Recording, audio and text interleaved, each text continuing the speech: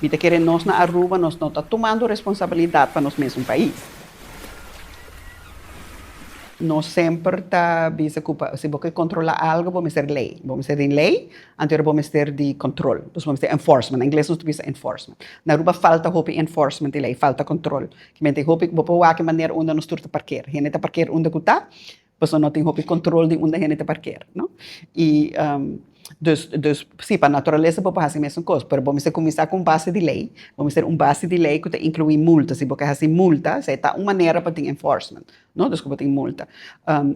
Pero claro, multa está conta para a pessoa local e a pessoa que está turista, está conta para todos. Pero multa está uma boa maneira como por sim a gente para stop tipo de ação que não quer para não fazer, pero é mesmo começar com base legal para por multa não e fazer o controle.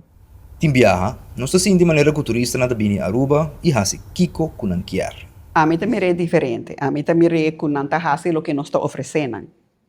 Então, não sabe. O que não sabe, quando está cana sala em um hotel, então tem gente não tem 10 steps que está oferecendo para ir.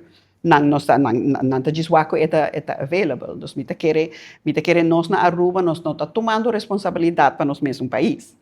Que então nós ora a gente não está reclamando de veículo na maneira UTV que está correndo certo caminho que não está corre.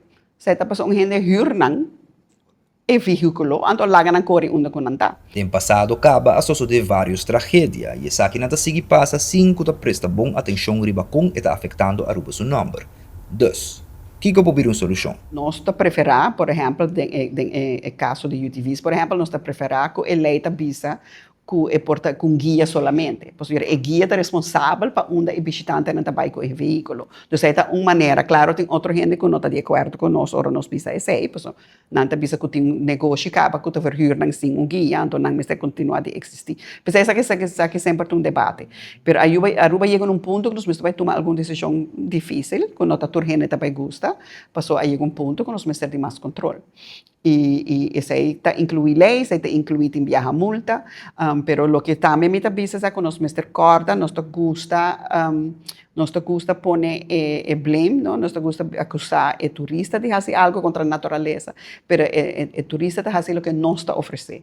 Então, nós como rubianos, é o único que por cuidar nos casas. Nós é o único que por decidir que tipo de atividade nós está desejando oferecer a nos visitantes, quanto controle nós está poner a atividade para nós por controlar onde o visitante está fazendo atividade. E isso aí está dentro de nos mãos. A mim, tá Efraim Modor, GIS para informar.